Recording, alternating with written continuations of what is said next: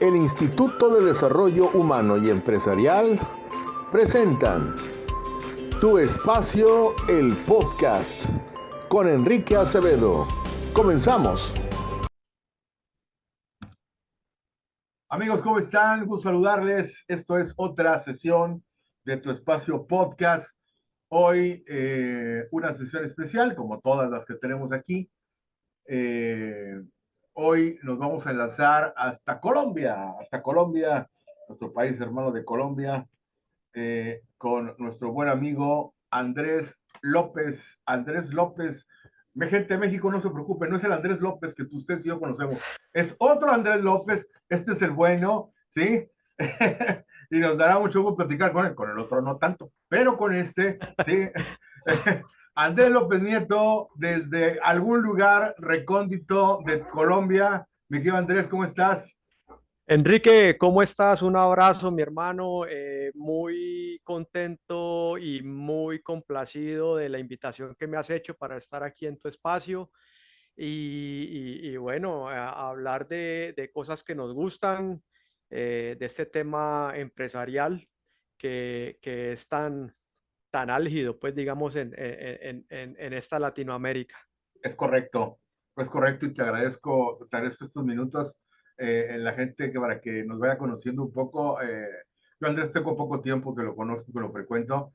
Compartimos ahí varios hobbies, varios gustos y muy complacido de que él tenga también un canal de YouTube, tiene material y ahorita al final nos va a compartir dónde lo podemos encontrar. Pero bueno, hoy el tema me gustó mucho cómo se armó el título, resiliencia empresarial, una palabra muy propia de estos días, la resiliencia empresarial, eh, cómo va madurando esa idea de negocio, ese emprendimiento, hasta que llega a cuajar o llega realmente a su fin.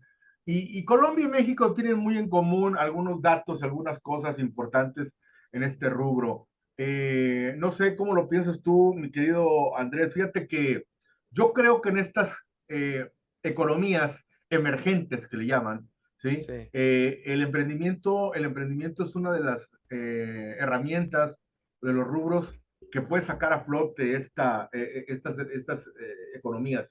No sé qué piensas tú al respecto. Enrique, yo creo que, digamos, dada la dinámica actual, donde de los años, yo diría que principios de los 90 hacia acá, que estábamos acá en Latinoamérica, o por lo menos en Colombia, muy a merced de la oferta de empleo producto de las multinacionales, que en el caso de Colombia, por temas de riesgo país, las multinacionales empezaron a irse, después por el tema de inestabilidad política y tributaria, por no tener reglas de juego muy claras, empezaron o se siguieron yendo las pocas que quedaban y dejaron de venir. Entonces, creo que ya muchos, mejor dicho, llegó un punto en que, como dice la canción de salsa, no hay cama para tanta gente en términos de oferta de empleo.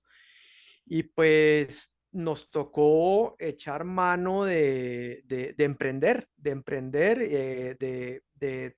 empezar a desarrollar unidades productivas, obviamente con la mira de que incubaran bien, digámoslo así, y se convirtieran en empresas, cosa que no es nada fácil. Correcto.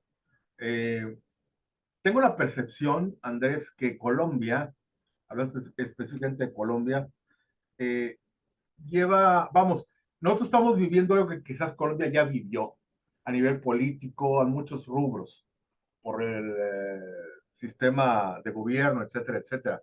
Pero en el caso del emprendimiento, yo estaba leyendo datos que en Sudamérica eh, hay más facilidades, digamos, para los emprendedores que en esta parte de México, de esta parte del continente.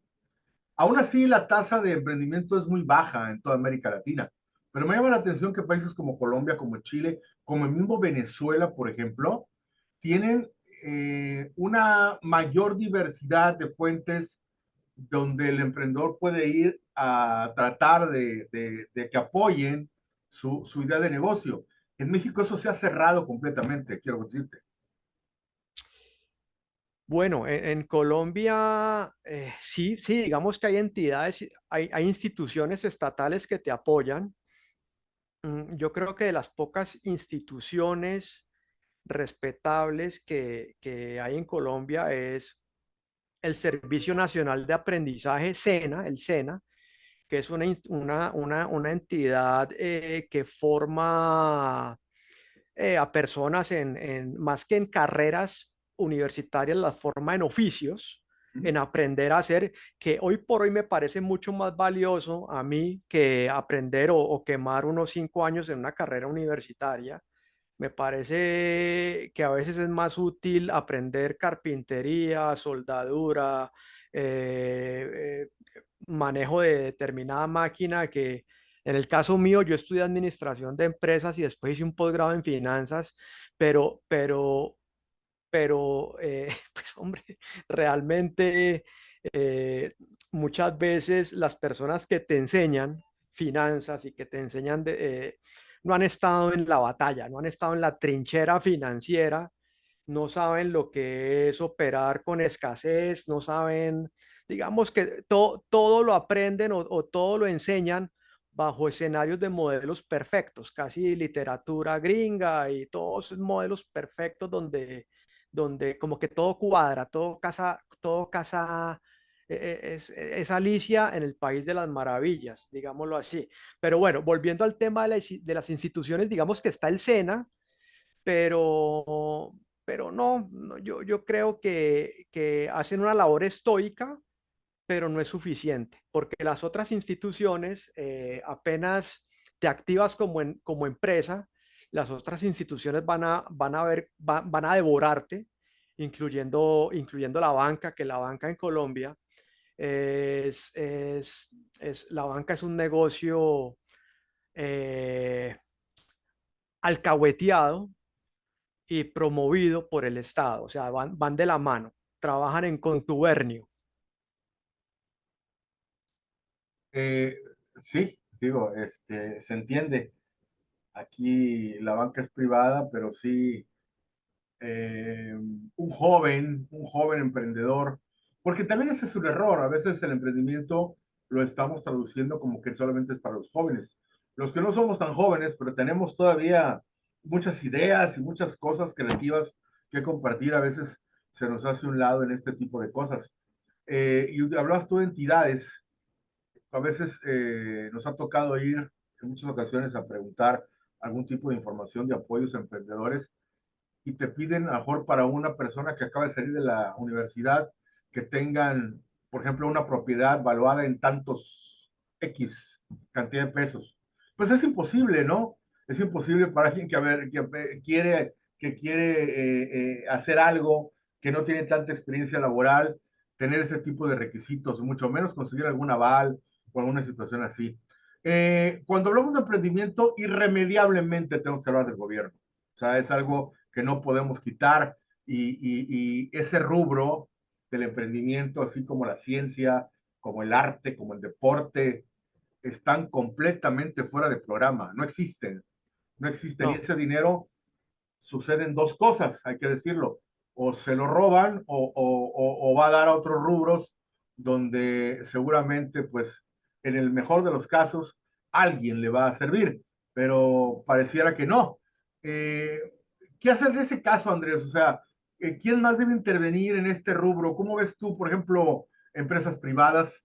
Conozco algunas que tienen algunas incubadoras de negocios, universidades, tanto públicas como privadas, que tienen ciertos departamentos ya establecidos donde orientan, incluso hasta ayudan por medio de particulares a esos emprendedores a gestionar sus ideas. ¿Cómo ves eso? bueno, yo voy a hablar por Colombia Claro. porque pues yo no, pues la verdad yo nunca he salido de Colombia, pero entonces digamos que yo veo varias cosas. A mi modo de ver, el emprendimiento debe ser algo también de familia. Y yo te voy a poner un ejemplo. un ejemplo personal, cuando yo tenía 14 años, tuve mi primer emprendimiento y era hacer los brownies, las torticas de chocolate, y yo las llevaba al colegio y las vendía. Eh, para mi familia, para mi mamá, eso no era importante.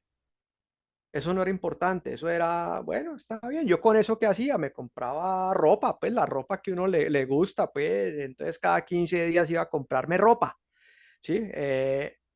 Pero digamos, como te digo, a mi núcleo familiar o para ellos lo importante era que yo obtuviera buenas calificaciones en el colegio, que está bien, pero un tema de que tengas un niño o un joven de temprana edad con una idea de negocio, yo veo que muchas veces la familia no le da bola, como dicen los argentinos, o no le da pelota a eso, y eso en algún momento puede ser hasta más importante que la misma educación, porque esa iniciativa que tiene el joven puede ser, si la familia le presta atención, puede ser la empresa de la familia. Ujú. Y uno como joven, digamos que su visión es muy limitada y los adultos te pueden dar ideas de cómo potenciar ese emprendimiento. Entonces yo veo, por un lado, una falencia de familia, veo una falencia de universidad también, de la academia, porque las universidades pueden vanagloriarse, por lo menos aquí en Colombia, de tener departamentos de emprendimiento, pero que no pasan de la teoría del emprendimiento. O sea, los profesores van y viajan y aprenden de emprendimiento, pero generalmente son profesores o docentes que no han emprendido, que no se han quebrado. Mire, Enrique, yo pensaría que un buen profesor de emprendimiento es alguien que no solamente debe haber emprendido, sino que ojalá debe haber quebrado. Es esencial que un profesor de emprendimiento haya quebrado, porque el aprendizaje que te da una quiebra no te lo da nada más. Eh, Muchas veces cuando sos exitoso no sabes por qué sos exitoso, pero cuando te quebras te obligas a hacer un análisis de saber por qué te quebraste. Entonces creo que ahí falla la academia. Yo creo que la academia debería tener una especie de Shark Tank, como el programa de televisión, en el cual ellos en últimos semestres o en últimos años, a través de sus contactos, puedan llevar inversionistas, inversionistas que pongan capital semilla, o sea, generar ese escenario, ese espacio y convocar inversionistas para que desarrollen ideas de negocio. Obviamente viables, ¿no? No, porque hay ideas buenas, malas, mal planteadas, bueno, en fin, o sea, la universidad debe dar las pautas para que el estudiante pueda plantear bien una idea, darle herramientas para que la ejecute bien, pero ya dar esa facilidad al escenario para que llegue un capital semilla que no sea un banco, porque el banco, pues hombre, entre más lejos estemos de los bancos, yo creo que mucho mejor. Excelente. Sí, tienes toda la razón. Tienes toda la razón. Y fíjate, hablaste ahorita de la educación. Yo creo que es de los rubros donde más andamos perdidos en este momento. No hay clases de liderazgo, no hay clases de finanzas personales, no hay clases de organización personal, mucho menos de emprendimiento. Quizás por ahí los garbanzos de a libra que pueda haber son por meras iniciativas quizás de maestros que en su rama laboral andan en ese rubro. Yo, por ejemplo, tuve un maestro que era consultor de negocios y su clase era una maravilla, era la mejor que teníamos de todo el semestre. Pero todo lo demás era solamente leer algún libro, sacar algunas citas, etcétera, o sea, cosas sin sentido que me atrevo a pensar, no sé en Colombia, que aquí en México, si ahorita voy a la universidad donde yo estudié, seguramente si está ese mismo maestro, trae el mismo libro de hace 25 años que yo estudié, probablemente. Entonces, eso no ayuda en nada, ¿verdad? No, no, y además que, bueno, yo te cuento que hace 20 años dicté clases en una universidad acá en Colombia, en Cali, y, y, y te das cuenta que la punta de la lanza no es el estudiante, sino que ahorita les ha dado por procesos de acreditación entre universidades, entonces pares académicos para acreditar un plan de estudio y ese es como el logro, nos acreditaron. Yo veo que la academia está como en un enroque académico, y es que como académico son más exitosos si tenés doctorado, postdoctorado y todo el cuento, y se le está cerrando la puerta a la calle. Se le está cerrando la puerta a la calle, al empresario, al gerente de ventas que tiene que manejar un grupo de ventas y que tiene que cumplir una meta y que tiene que cumplir un presupuesto, al gerente de producción que, que tiene encima a las entidades de control ambiental. O sea, digamos, volvemos a lo mismo. La academia, creo yo, que cada vez lleva a los estudiantes a un mundo menos real. Tienes toda la razón del mundo. Sí, tienes toda la razón del mundo porque, vamos, al final se decantan por cumplir con una asignatura y poner una calificación. Y lo que aprende el alumno o lo que realmente el alumno capte de ese escenario, de esa asignatura, es lo menos importante quizás. Completamente de acuerdo.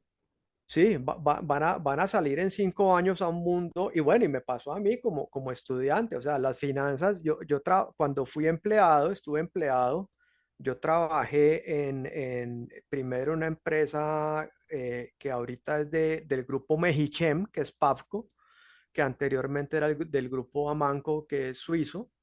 Trabajé primero ahí, después trabajé en Ingredion, bueno, lo que hoy se llama Ingredion, que es bueno, Ingredion, no, antes se llamaba Corn Products. Y bueno, digamos que las finanzas que ves en esas empresas multinacionales son totalmente diferentes a las finanzas de la universidad. Totalmente, totalmente. Bueno, qué mejor que en aquellos años hubiese habido espacios donde habláramos fuera del aula, ¿no? Como estos. Pero bueno, todo va evolucionando y qué bueno que ahora sí los tienen. Nos ha tocado ir virtualmente y presencialmente a universidades, a hablar de emprendimiento con los muchachos y tienen mucha inquietud, curiosidad por conocer del tema. Sin embargo, yo te pregunté directamente, Andrés, ¿a qué atribuyes tú de lo que has visto, de lo que conoces, de lo que has vivido, que el emprendimiento no cumpla con esa curva de aprendizaje, con esa vida que debe de tener? Se habla que son 3 años de un emprendimiento, donde el primer año pues te mantienes en cierta forma, el segundo empiezas ya a tener cierta paridad entre ingresos y costos y gastos, y luego ya el tercer año es el año donde empiezas a despegar, donde empiezas ya a ver más dinero. Si adelantándome a tu respuesta, yo creo que a lo mejor en ese tercer año, los que llegan a ese tercer año, cuando ya empiezan a ver ganancias, se engolosinan y no piensan que esas ganancias tienen que ir capitalizando el mismo negocio, ¿sí? Y no agarrar toda mi ganancia para mí, porque pues no, tampoco lo correcto. Tienes que meterle, inyectarle y empezar a ganar poquito, quizás bien administrado, para que ese ingreso empiece a subir. Pero, ¿cómo lo ves tú, Andrés? Yo sí estoy de acuerdo, o sea, digamos que hay un punto, a ver, todo va muy amarrado a cómo o desde qué posición inicies el emprendimiento. Lo ideal es uno poderlo empezar o iniciar lo más joven posible, porque en ese orden de ideas puedes tener como más margen de espera. Digamos, si estás en la casa de tus padres aún, pues entonces sabes que tu desayuno, almuerzo y cena no dependen del emprendimiento, sino que está ahí, entonces diga, es una tranquilidad. Eh, yo diría, por un lado, a ver, eh, el no llegar a los tres, lo que pasa es que estamos en unos entornos muy agresivos, ¿ya? Y a veces yo diría también que la formalidad, a ver, yo diría que uno debe incubarse, y esto no es una invitación a la ilegalidad ni mucho menos, pero sí yo creo que hay momentos para formalizarse.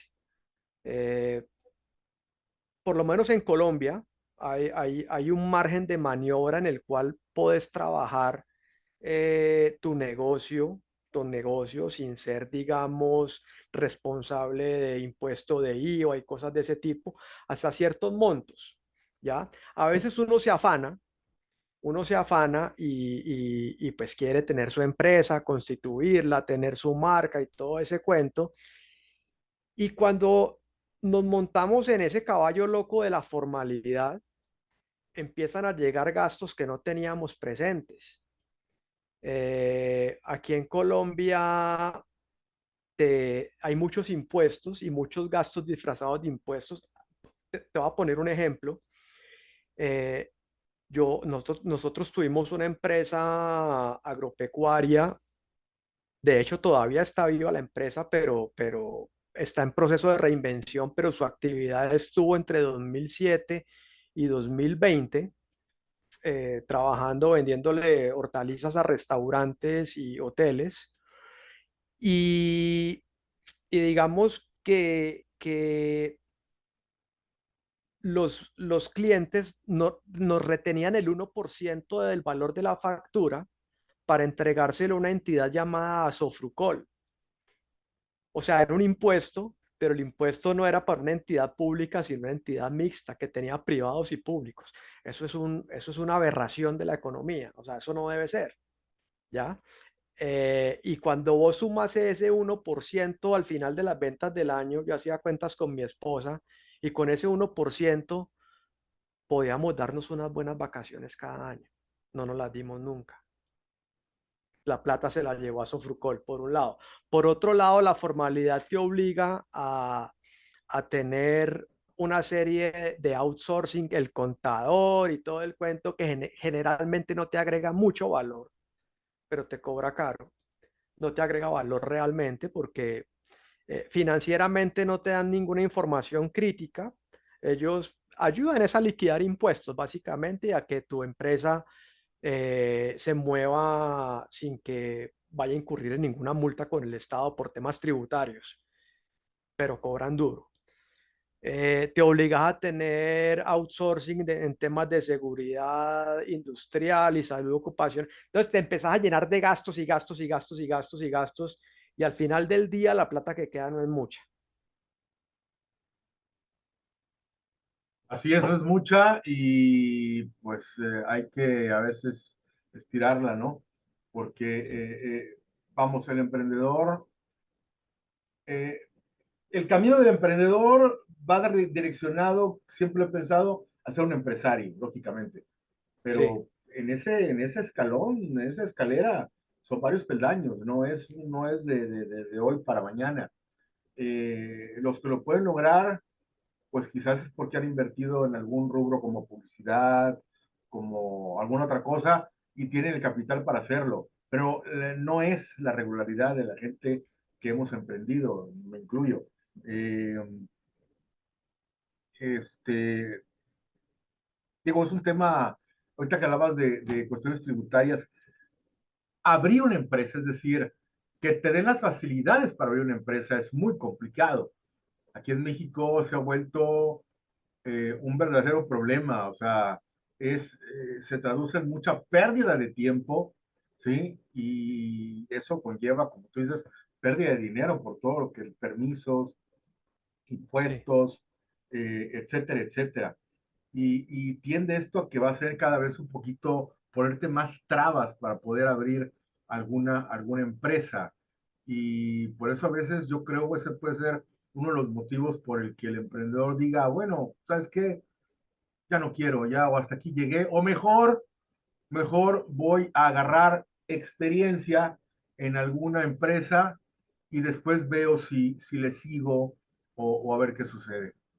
¿No crees? Que es válido, ¿no? Es válido. O sea, digamos, el tema de estar, es más, el tema es que ojalá pudieras encontrar en la empresa un empleo interesante, porque a veces, hombre, yo sugiero, digamos, si usted tiene un empleo estable hoy, una persona joven, digamos 25, 27 años, aproveche ese empleo estable y tiene buen sueldo, aproveche para emprender mientras está empleado. O sea, es un buen punto de arranque y, y otra cosa, si se va a quebrar, quiébrese rápido. Quiébrese lo más rápido posible. O sea, tome la decisión de, no amarre, no haga lo que hice yo, no amarre el corazón al negocio. O sea, si el negocio llega un momento en que no va a dar, hombre, suéltelo. Si al tercer, cuarto mes ves que no camina, no lo intentes. Sí, no, ¿Sí? No lo suéltelo y ya. intentes, es Sí, correcto, sí. es Eh, correcto. Porque bien comentas, llegamos a involucrarnos tanto, es tu negocio, lo ves como tu empresa, lo ves como digo, uno lo ve y lo visualiza como de que de aquí voy a vivir toda mi vida y resulta que no es así. no, Por muchas circunstancias, a veces no es así. Y por sobrevivir, luego adquirimos deudas impagables o con altos de intereses, acuerdo. ¿sí? Y sale peor, decimos aquí en México, sale peor el remedio que la enfermedad. Es que viene una bola de nieve, o sea, se empieza una bola de nieve financiera y el rojo empieza a crecer cada día. Además, decías algo, este tema, ay hombre, se me fue la paloma. Eh, Ay, Dios mío, tengo la memoria a corto plazo como jodida, hombre. No, sigamos que ahorita yo me acuerdo. No te preocupes. Muy bien. Este, eh, el tema del emprendimiento, fíjate que eh, yo no sé si se ha hecho un poquito más popular en los últimos años.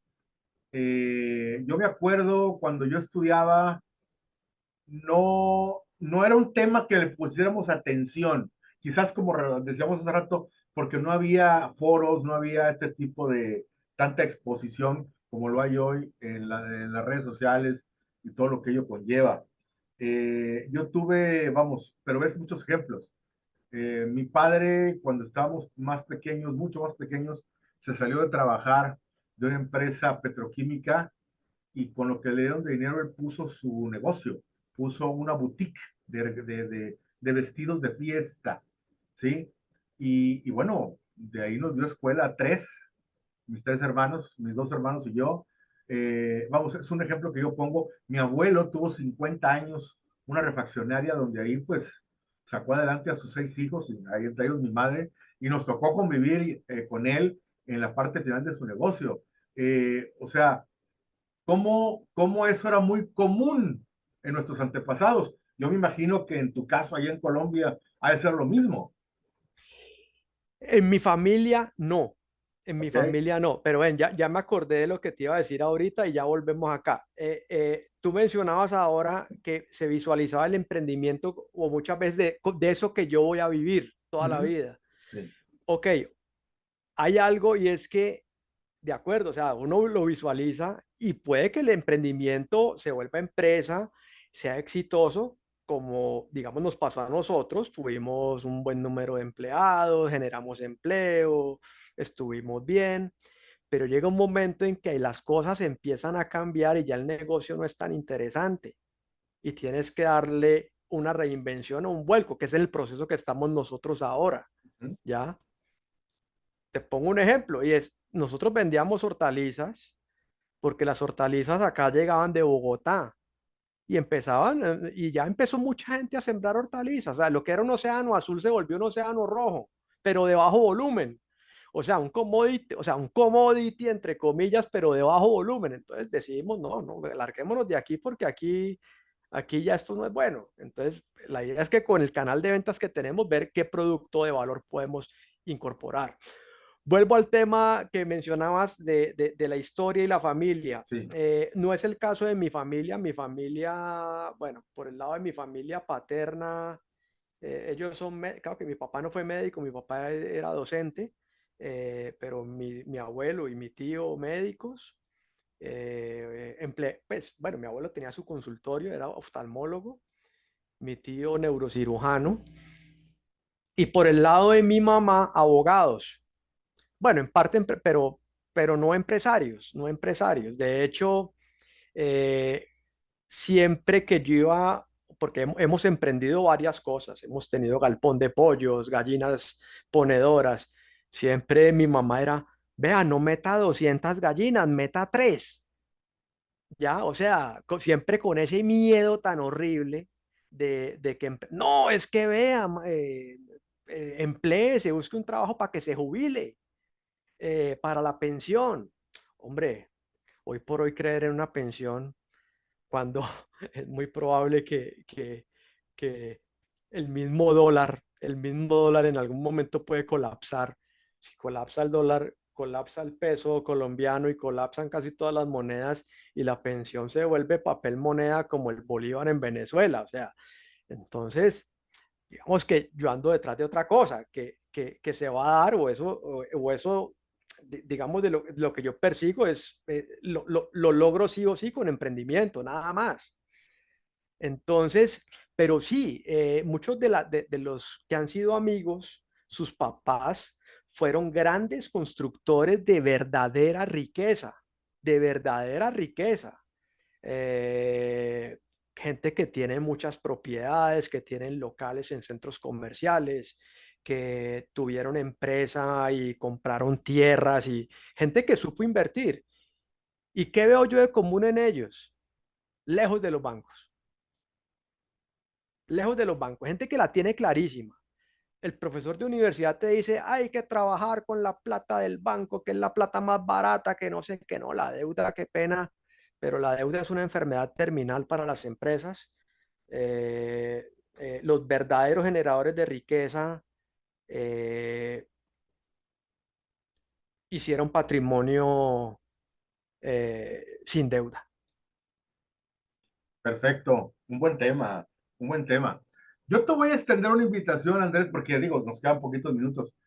Este tema da para mucho más, Sí, pero quiero invitarte públicamente a que estemos a la brevedad de nuevo reunidos para hablar de lo que tú compartes en tu canal de YouTube acerca claro. de finanzas. Síganlo, Andrés López Nieto, en su canal de YouTube que se llama ¿cómo, Andrés? Se llama Agrofinanzas Fáciles, todo pegado y fáciles con tilde en la A.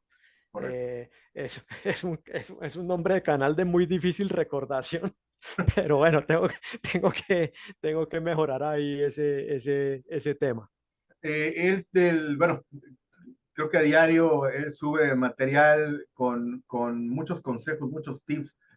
Parte de ellos, ahorita estuvo platicando de ellos acerca de los bancos, del financiamiento, etcétera, pero él ahí abunda en pocos minutos, lo dice muy claramente acerca de algunos tips al respecto. Platicamos de ello, Andrés, en una posterior reunión, Claro que sí. y sigamos compartiendo con la gente estos temas que son realmente comunes de un país a otro, cambian un poco las condiciones a veces, pero a final de cuentas es el mismo sentir, ¿no? Si nos compartes tus redes sociales, ¿a dónde te podemos seguir, aparte de YouTube, para que la Eh, gente te pueda exponer?